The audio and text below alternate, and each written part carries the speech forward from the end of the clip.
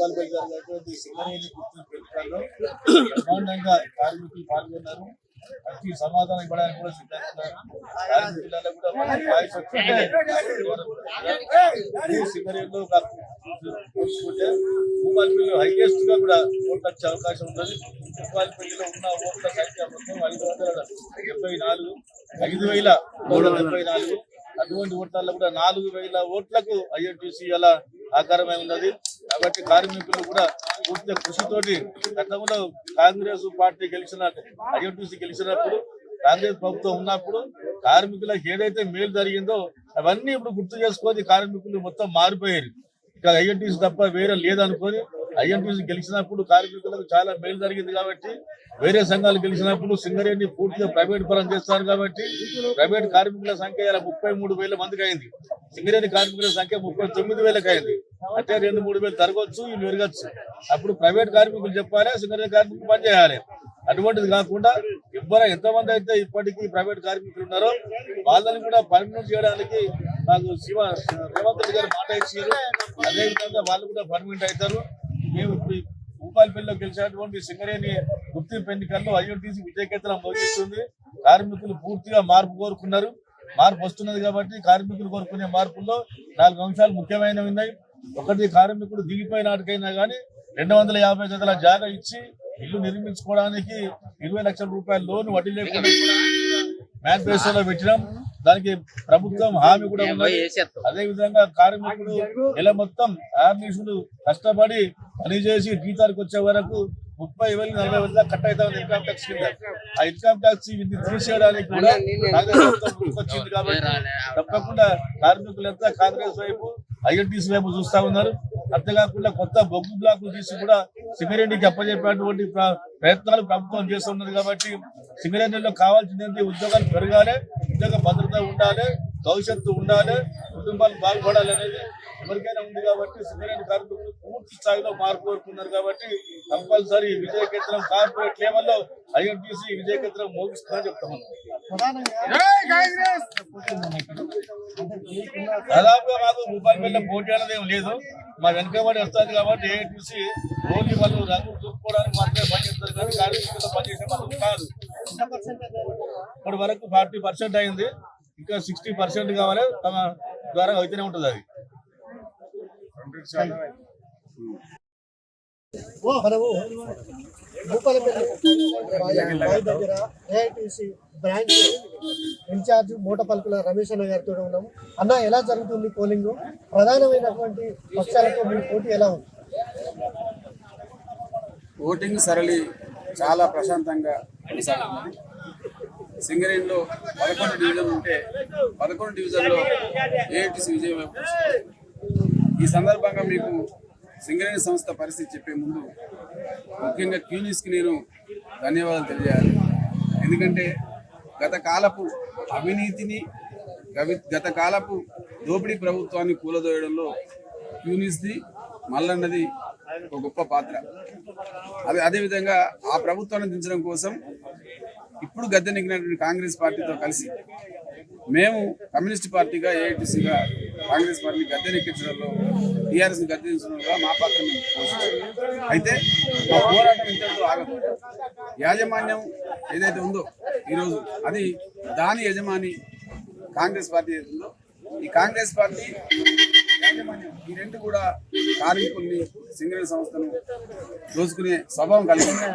గతంలో టీఆర్ఎస్ ప్రభుత్వం ఎట్లయితే సింగరేణి సంస్థను నిలువునా దోపిడీ చేసిందో కాంగ్రెస్ ప్రభుత్వం కూడా నిలువునా దోపిడీ చేయడం కోసమే ఐఎన్టీసీ ఎన్నికల్లో రంగంలోకి దించింది.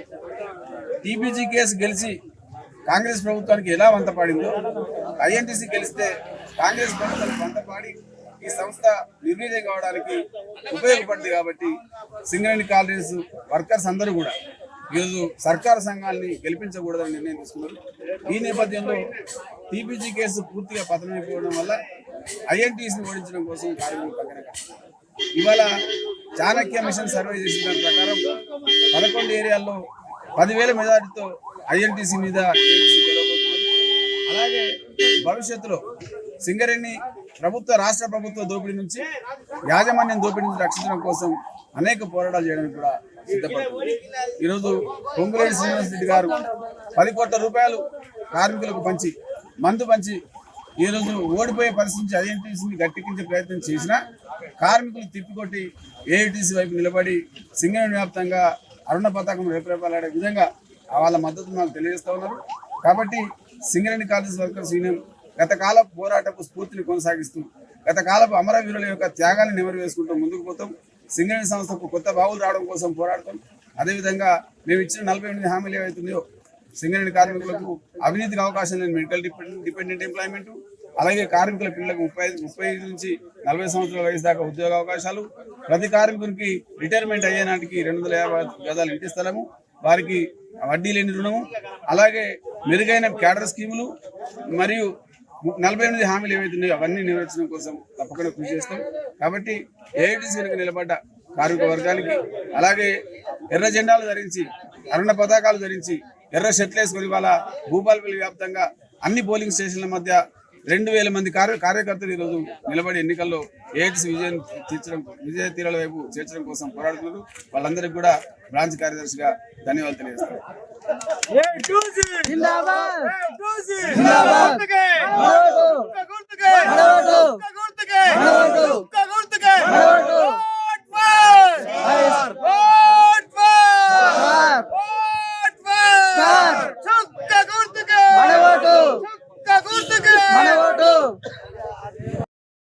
కంపెనీలో ఈ యొక్క యూనియన్ ఎలక్షన్ జరుగుతున్న సందర్భంగా మా యొక్క కోల్ సెక్టర్ నాయకత్వం లక్ష్మారెడ్డి గారి ఆధ్వర్యంలో, భూపాలపల్లి అప్పని శ్రీనివాస్ గారి ఆధ్వర్యంలో మా యొక్క నాయకత్వం బలంగా రాబోతుంది. ఎందుకంటే గత నాయకులు, గత యూనియన్లు చాలా ఘోరంగా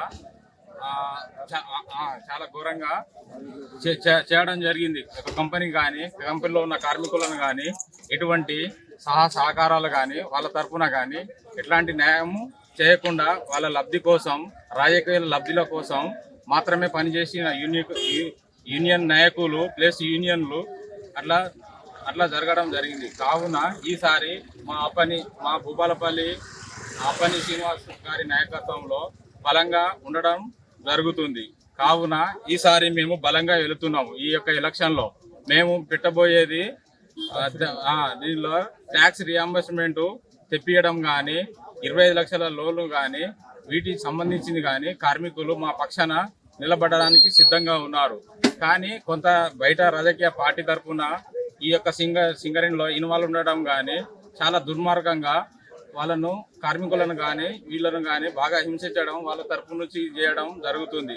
కావున కార్మికులు సోదరులారా, వేజ్ బోర్డు తరఫున మన ఘనమైన వేజ్ బోర్డు తెప్పియడం మన బిఎంఎస్కే సాధ్యమైంది. ఒక లక్ష్మారెడ్డి గారి సార్ గారికి తోటే సాధ్యమైంది. కావున ఆలోచించండి. మీరు ఇచ్చే తీర్పు ఇది కేవలము కొత్తగా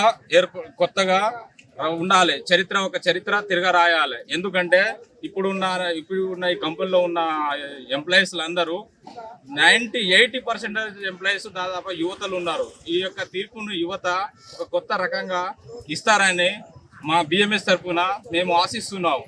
కావున ఈ దయచేసి అందరూ దీనికి సహకరించగలని,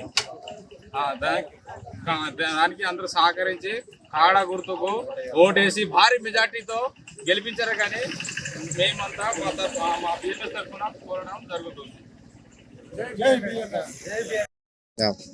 ఈరోజు జరిగేటువంటి సింగరేణి వెరిఫికేషన్ ఎన్నికల్లో CITU Singareni collieries employees union ఉదయించే సూర్యుని గుర్తును బొగ్గని కార్మికులు ఆదరిస్తూ ఉన్నారు. ఇన్ని రోజులుగా అనేక విధాలుగా బొగ్గని కార్మికులకు అవేర్నెస్ కల్పించడం కోసం యూనియన్ ప్రయత్నం చేసింది. ప్రధానంగా సింగరేణి ఏరియా హాస్పిటల్ పోవాలంటే యమలోకం గుర్తుకొస్తూ ఉంది. ఎక్విప్మెంట్స్ లేవు, డాక్టర్లు లేవు, సరి అయినటువంటి వైద్యం అందేటువంటి తీరు కనపడటం లేదు. అదేవిధంగా విద్యకు సంబంధించి సింగరేణి మొత్తంలో ఉండేటువంటి విద్యా సంస్థలు మూతపడతా ఉన్నాయి. సిబిఎస్ఈ సిలబస్ లేదు. ప్రధానంగా బొగ్గని కార్మికుల సొంత 250 గజాల స్థలం, దీనికి తోడు 30 లక్షల రూపాయల వడ్డీ లేనటువంటి రుణం ఇవ్వాలని చెప్పి ఒక ప్రయత్నం అనేది ఏబిసిసిఐలో ఒప్పందం కోసం ఒక ప్రయత్నం చేస్తూ ఉన్నాం. అదేవిధంగా డిపెండెంట్ ఎంప్లాయ్మెంట్కు సంబంధించి 35 సంవత్సరాల నుంచి 40 సంవత్సరాల ఏజ్ పర్మిట్ చేయాలనేటువంటిది. దీనికి తోడు మారుపేర్లు ఏదైతున్నాయో సింగరేణిలో ఇది మార్చేటువంటి ప్రయత్నం ఎవరు కూడా చేయటం లేదు. అదేవిధంగా మహిళా ఉద్యోగులకు చట్టబద్ధమైనటువంటి అవకాశాలు లేకుండా పోతూ ఉన్నాయి. కొత్త బావులు లేవు, కొత్త కొలువులు వచ్చేటువంటి పరిస్థితి లేదు. అందుకని బొగ్గాని కార్మికులంతా ఆలోచన చేస్తూ ఉన్నారు. ఈసారి జరిగేటువంటి ఈ వెరిఫికేషన్ ఎన్నికల్లో ఉదయించే సూర్యుని గుర్తు సిఐటికి ఓటేస్తామని అనేక మంది కార్మికులు చెప్తా ఉన్నారు. ఈసారి సిఐటి సింగరేణిలో బోను కొట్టబోతా ఉంది. మిగతా కార్మికులైన విజ్ఞులైనటువంటి చైతన్యవంతులైనటువంటి కార్మికులు ఆలోచించి ఉదయించే సూర్యుని గుర్తుకు ఓటేసి భారీ మెజార్టీతో గెలిపించాలని విజ్ఞప్తి చేస్తూ ఉన్నా. నా పేరు బంధు సాయిలు, సిఐటి జిల్లా వైస్ ప్రెసిడెంట్ జయచంద్ర గారు భూపాలపల్లి జిల్లా. 7వ దఫా ఎన్నికలు జరగబోతున్నాయి. గత 6 దఫాలుగా కూడా సింగరేణిలో 3 దఫాలుగా ఏఐటీసీ, 1 దఫా ఐఎన్టీసీ, 2 దఫాలుగా తెలంగాణ బొగ్గు కార్మిక సంఘం సింగరేణిలో ఎన్నిక కాబడ్డాయి. ఈ ఎన్నికలలో గెలిచినటువంటి కార్మిక సంఘాలు కూడా ఏది కూడా సింగరేణి నూతనంగా హక్కులు కూడా ఏం తీసుకురాలే. 25 సంవత్సరాల సింగరేణి ఎన్నికలలో దాదాపుగా ఒక నూతన గని రాలే, ఉన్న గనులను మూతపడ్డాయి. ఓపెన్ కాస్ట్లతోటి ఉత్తర తెలంగాణ బుందలగడ్డలు అవుతుంది. ముఖ్యంగా ఏంటంటే ఏ ప్రభుత్వం అయితే ఉంటుందో ఆ ప్రభుత్వానికి అనుసంధానంగా ఉన్నటువంటి కార్మిక సంఘము రేపు గెలుపు పొందితే కార్మిక హక్కుల కోసం ఏం కూడా మాట్లాడదు. మళ్ళీ కూడా సింగరేణిలో రాజకీయ జోక్యం పెరిగిపోతుంది. మొన్నటిదాకా మేము ఏమనుకున్నామంటే మొన్నటిదాకా టీఆర్ఎస్ పార్టీ దాని అనుబంధంగా ఉన్నటువంటి తెలంగాణ బొగ్గాని కార్మిక సంఘం ఈ 9.5 సంవత్సరాల కాలంలో ఎంత విధ్వంసం జరిగిందనేది కార్మికులందరూ కూడా గ్రహించిండ్రు. ఎందుకంటే ప్రభుత్వానికి అనుకూలంగా ఉన్నటువంటి సంఘాలు ఏవైతే ఉంటాయో అవి ప్రభుత్వం ఎట్లా చెప్తే అదే రూపకంగా ఆ కార్మిక సంఘాలు పనిచేస్తాయి. కాబట్టి ఇప్పుడు కూడా అదే పరిస్థితి ఉన్న సింగరేణిలో రాజకీయ జోక్యం లేదని చెప్పి మేము మొన్నటిదాకా అనుకొని ఒక మార్పు కోరుకున్నాం. ఇప్పుడున్నటువంటి బీఆర్ఎస్ పార్టీ సింగరేణిలో మొత్తానికి ఉన్నటువంటి సంపద అంతా కూడా కొల్లగొట్టుకపోతున్నది. కాబట్టి బీఆర్ఎస్ పార్టీని మార్చితేనే రేపు సింగరేణిలో నూతన గనులు వస్తాయి, ఓపెన్ కాస్టులు బంద్ అవుతాయి, మరి వారసత్వ ఉద్యోగం ఎలాంటి దోపిడీ లేకుండా దొరుకుతున్నటువంటి ఒక ఆశతోటి మొన్న జరిగినటువంటి అసెంబ్లీ ఎన్నికలలో కార్మిక వర్గము మన సంఘాలకు అతీతంగా అందరం కూడా కలిసి మేము మార్పు కోరుకున్నాం. ఏమైంది మళ్ళీ ఇప్పుడు అదే కాంగ్రెస్ పార్టీ దాని అనుబంధంగా ఉన్నటువంటి ఐఎన్టీసీ ఈరోజు మొత్తానికి గతంలో బీఆర్ఎస్ పార్టీ తెలంగాణ బొగ్గాని కార్మిక సంఘం అయితే ఎట్లా అవలంబించిందో ఓటుకు నోటు పేరట ఒక్కొక్క కార్మికునికి 1500 రూపాయలు మద్యము మందు పోసి ఈరోజు కార్మికులను తన మనోభావాలను కించపరుస్తూ ఈరోజు వాళ్ళు ఓట్లు తీసుకుంటున్నారు. కాబట్టి సింగరేణి కార్మిక వర్గానికి మేము ఒక్కటే కోరుకుంటున్నాం, ఏ ప్రభుత్వం ఉంటే ఆ ప్రభుత్వానికి ఇట్లా మీరు ఓటు వేసి గెలిపిస్తే సింగరేణిలో ఇంత సింగరేణి ప్రమాదకరం కాబోతున్నది. కాబట్టి ప్రశ్నించే సంఘాలకు తెలంగాణ సింగరేణి ఉద్యోగుల సంఘం అయితేంది, విప్లవ కార్మిక సంఘాలు అయితేంది, హెచ్ఎంఎస్ అయితేంది, ఇలాంటి సంఘాలను మీరు ఆదరిస్తే రేపు ఈ సింగరేణి బతుకుతుంది తప్ప కానీ ఈ ఓట్లకు నోట్లకు మద్యానికి మాంసానికి మీరు బానిసలయ్యి ఓట్లు వేసుకుంటే ఇంత కూడా సింగరేణి మూతపడే ప్రమాదం ఉన్నది. కాబట్టి సింగరేణి కార్మిక వర్గం ఇప్పటికైనా గ్రహించండి, మీరు ఒకసారి ఆలోచన చేయండి. 25 సంవత్సరాల కాలంలో ఈ ఓట్ల రాజకీయాలు సింగరేణిలో తీసుకొచ్చి సింగరేణి సర్వనాశనం చేయాలని చెప్పేసి కూడా తెలంగాణ సింగరేణి ఉద్యోగుల సంఘంగా కార్మిక వర్గాన్ని కోరుకుంటున్నాం.